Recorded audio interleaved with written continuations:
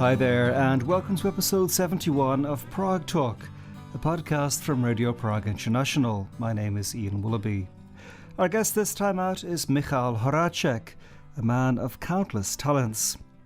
As a very successful song lyricist, his work is familiar to generations of Czechs. He's also been a journalist, was active in the Velvet Revolution, became extremely wealthy with the pioneering betting company, and came forth in presidential elections in 2018. It's rare to meet anybody with such a range of experiences as Mr. Horáček, and he shares many of them now in this edition of Prague Talk. My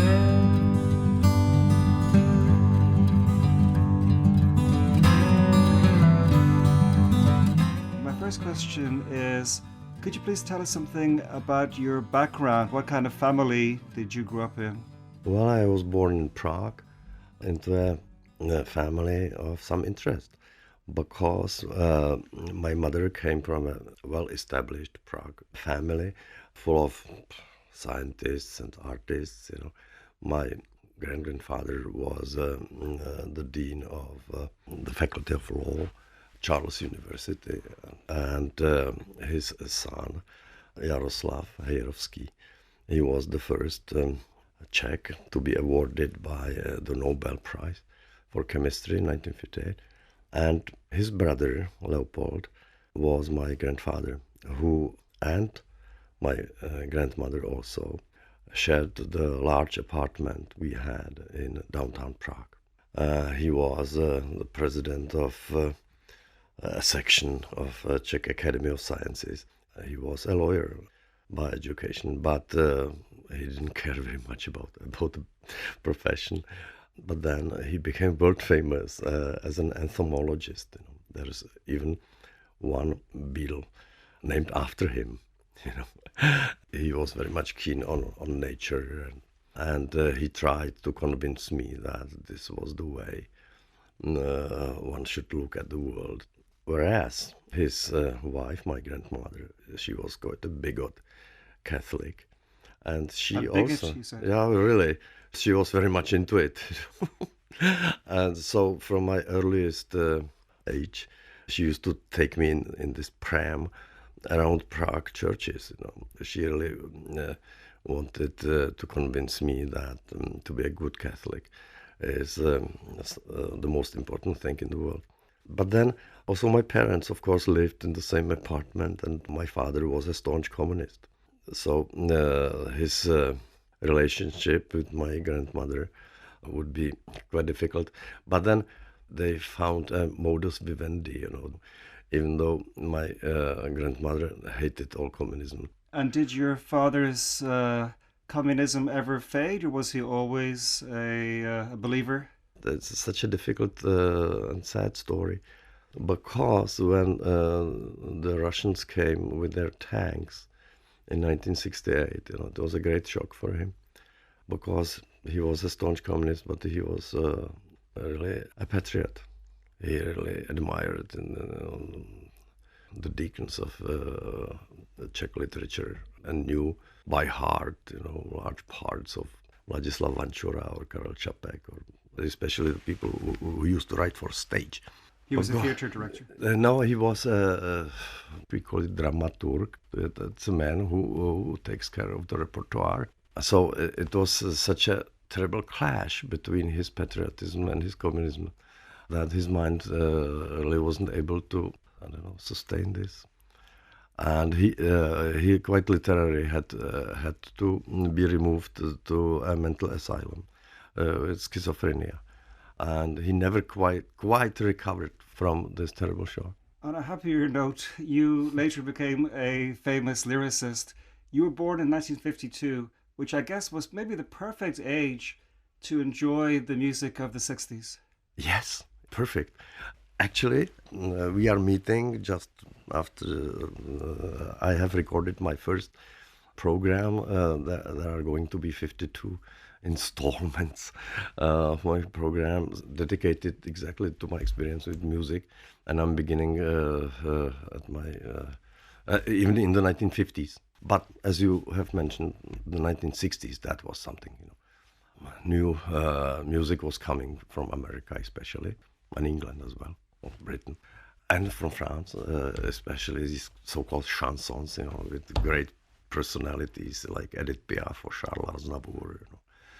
And some of it got through the Iron Curtain somehow, and that was so influential because I realized that the cultural environment is changing as opposed to the time of my parents, who knew by heart written poetry. One said verse A, and anybody really was able to follow with verse B.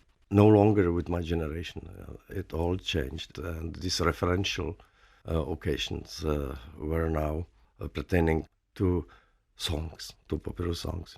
And over here, we had a very interesting phenomenon, which was a small theater or scene called Semaphore. There were two people, Mr. Jiří Suchý and Mr. Jiří Schlitter. Mr. Schlitter was a composer and Mr. Suchý was a lyricist. And they established this enormously influential duo. And I was lucky enough to be able, at a very, very young age, like 11, 12 years old, when Semaphore opened in its scene in 1964. Because my mother, she was a psychologist, and in socialism, it's so difficult to explain now, but you had to be a member of a network. It was an informal network where people were trying to help each other. Everybody knew something or had something, whatever. So the clients of my mother, some of them were able to get tickets to the Semaphore scene. So I was able to see Suchý and Schlitter in person, which was very rare. Their songs got played on the radio, but to see them in person, that was something extraordinary, and it had such an enormous influence on me. I was reading that in the early 70s you got into the Faculty of Social Sciences in Prague, but then you were kicked out. Why did they throw you out? When the Soviets came, all the thaw, as they used to say in political environment, ended abruptly. It seemed forever. But I hated to be just a pawn in this game, of communism. And what we were not supposed to see in our lives was the West, really, especially the United States of America, the great imperialist, backward power that practically any day could drop on us an atomic bomb, stuff like that. So in order to prove to myself that I can prevail over these so-called circumstances, I wanted to go to the United States. No one was really allowed at that time to do that. But as I already said, my mother had many good friends, so she was able to obtain for me from the bank, that was necessary, so-called currency promise, they call it, that allowed me to buy maybe $60 or something like that, because foreign currency was so scarce. But I had to ask the, let's say, chief of the Social Union of Youth. The Social Union of Youth was everywhere, and everybody practically had to be a member, but I wasn't. But formally, I went to this guy who was my friend, my colleague, and we played football together and everything. But he refused to give me his signature, so that the Socialist Union of Youth of the Faculty of Social Sciences agrees with my travel to the United States. So, as I have already said, my grandfather was this entomologist, and he headed the department of entomology of the Czechoslovak Academy of Sciences. And he had, of course, a rubber stamp, a round rubber stamp. The problem was that in the middle of it, there was this huge honeybee. But then I said, when I was 20, so you can understand that people of 20 years of age, they may be quite audacious. So I said, well, it is a round rubber stamp. This is the most important thing. So I took his rubber stamp with the honeybee and put it on the paper, and then I wrote down, like, we recommend Comrade Horáček to go to the United States. That's fine. And amazingly, the police accepted that, and they gave me the permission to go to the United States. But then you still got caught somehow. Oh yeah, when I did travel around the United States. I saw all those wonderful things I only had heard about before, like New Orleans, places like San Francisco. Today it is impossible really to explain how distant that was. Like today, if you went to the Mars or something. But when I came back, the police was waiting for me at the airport. They arrested me. They put me to jail in Ruzyně.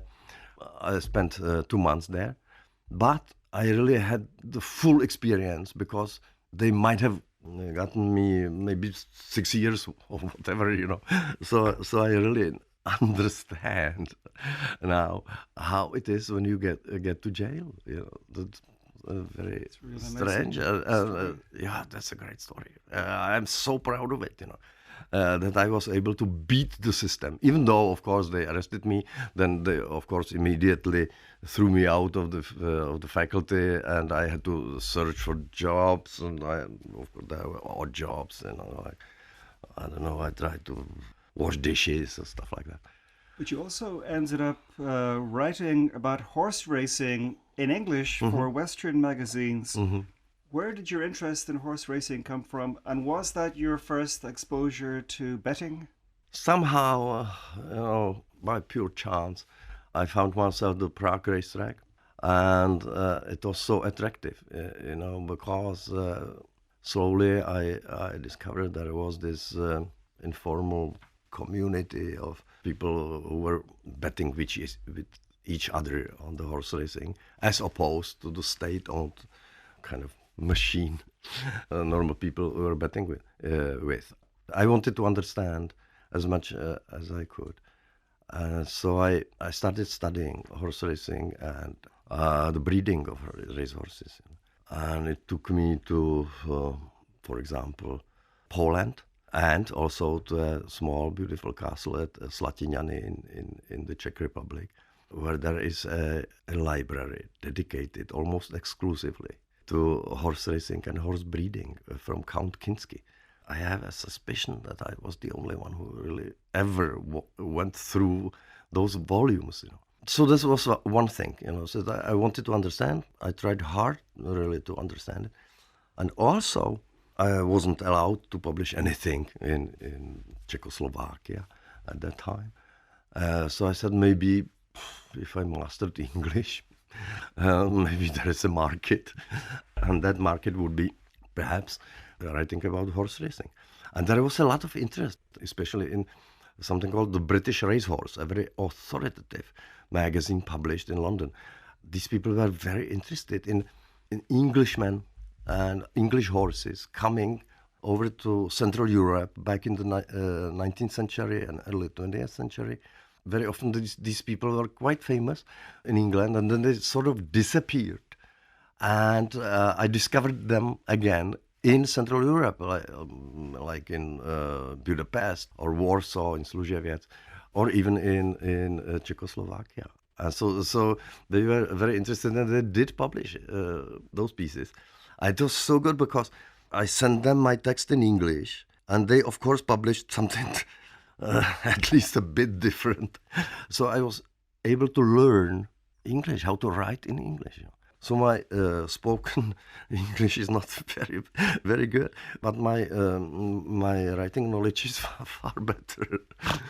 You eventually became a journalist in Czech, writing for the magazine Mladý Svět, and you interviewed people like Roald Dahl and Kurt Vonnegut. Mm-hmm. If there's one writer I think everyone loves, it's Kurt Vonnegut. Mm-hmm. What was he like to meet and speak to? Well, he was a man who had these moods.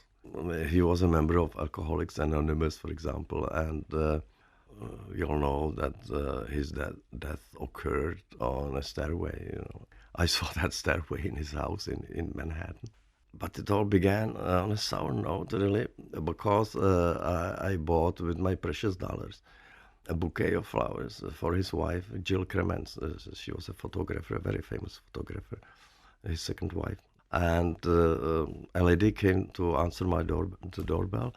So I gave her these flowers, but unfortunately I didn't realize it was a house servant, a maid.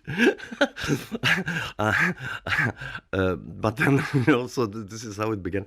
But he was, to me, he was very open. He answered any question I had. From his point of view, that meeting was also a bit difficult because I was coming from a communist country, so most people presume that if you come from the communist country, you are a communist, So it took some while before He was I explained suspicious of you. Of course, he didn't know what to make of me. But he still agreed to meet me. That was nice. But as opposed to his own writing, because he was a very left-leaning writer and thinker, he really tried to convince me that communism wasn't good at all. It was so funny.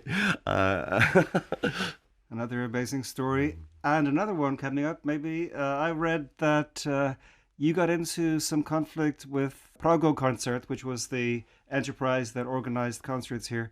And somehow this resulted in a famous Depeche Mode concert in 1988. What is that story?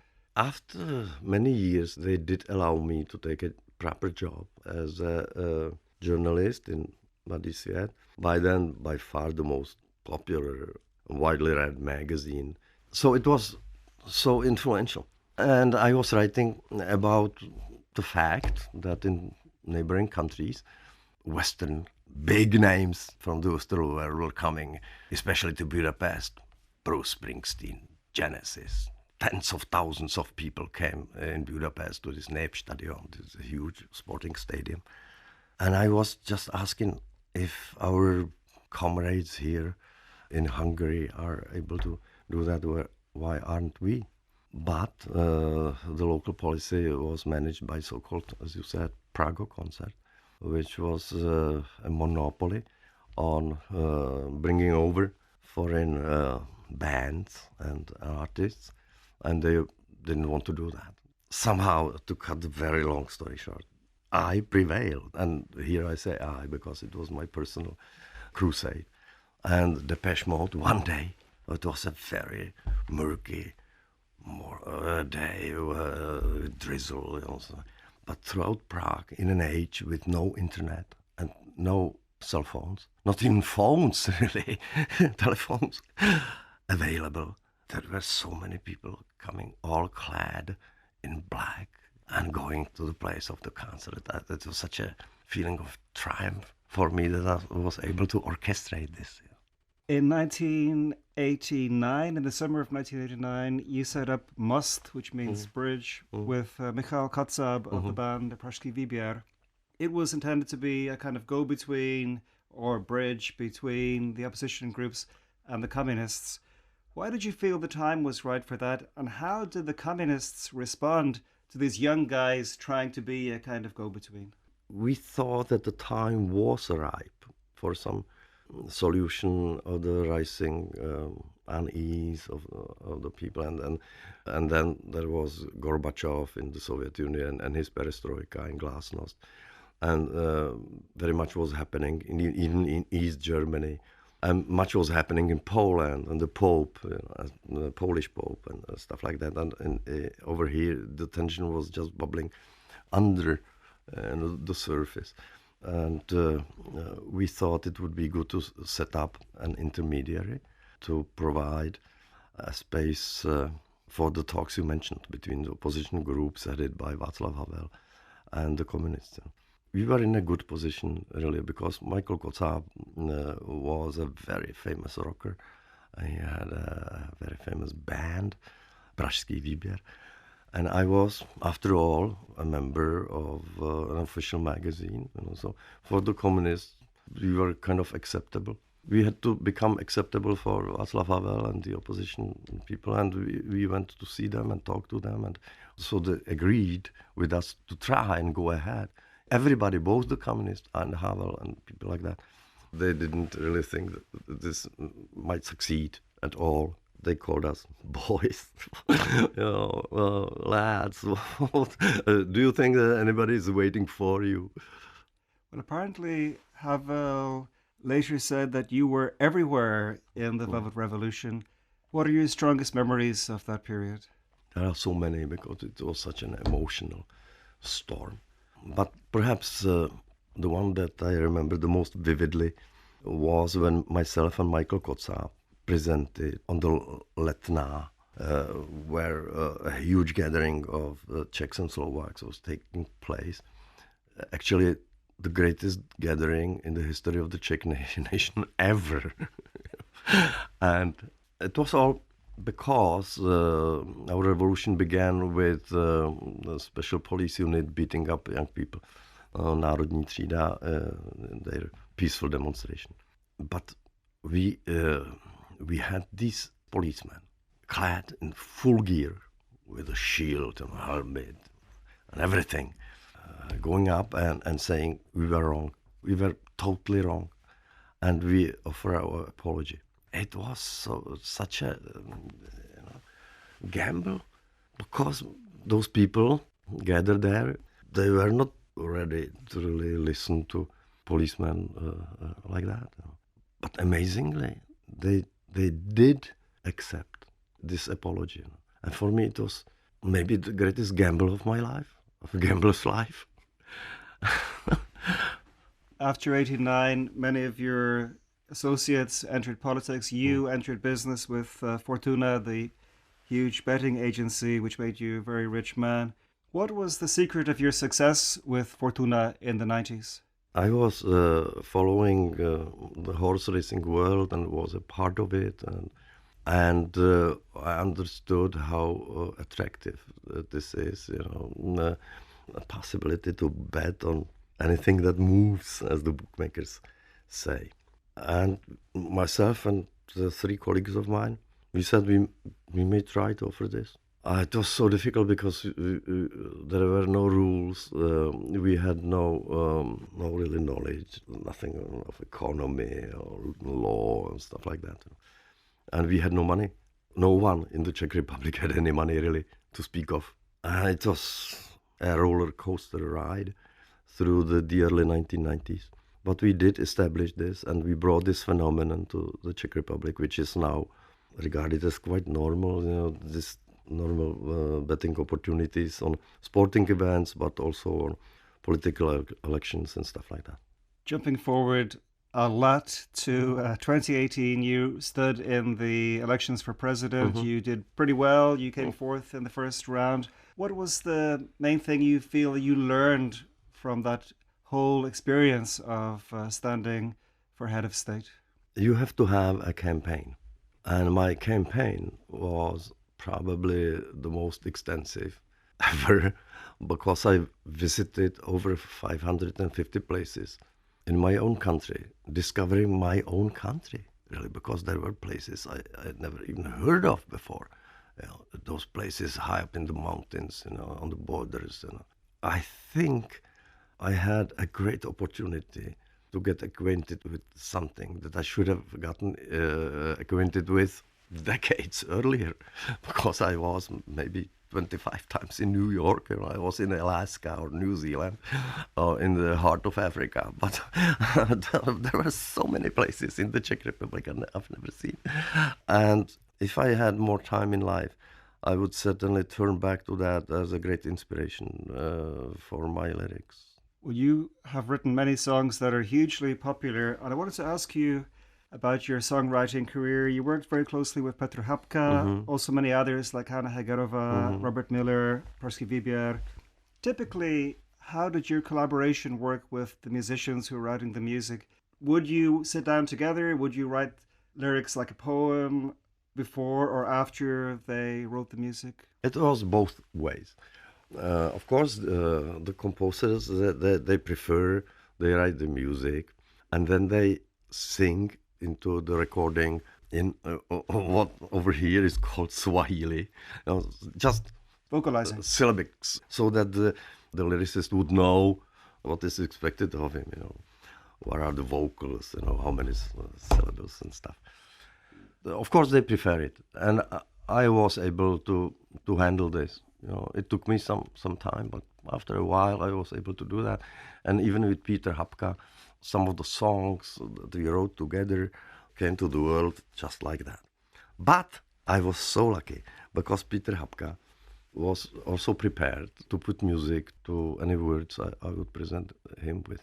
That was so good.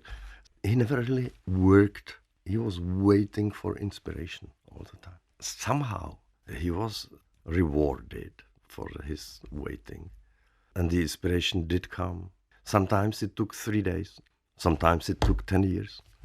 But almost all of the stuff I presented him with got his music. You have had an amazing life and career. You've published several books, studied anthropology, history of art.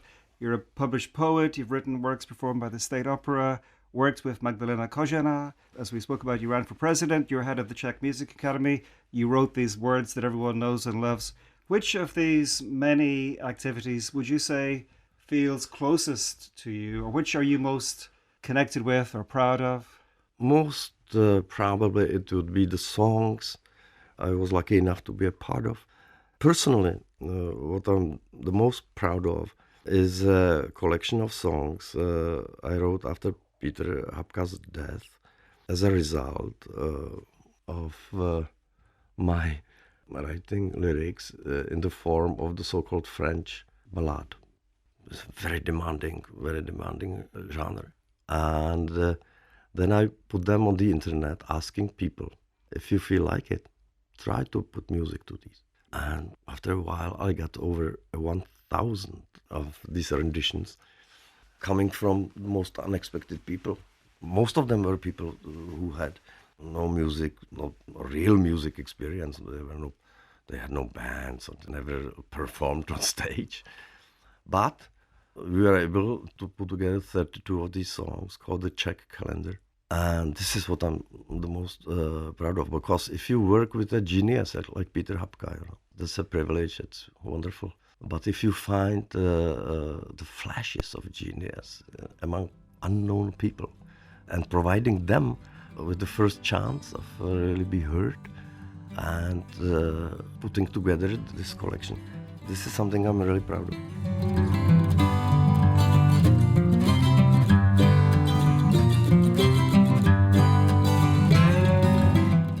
Many thanks indeed to Michal Horáček for speaking to me for Prague Talk.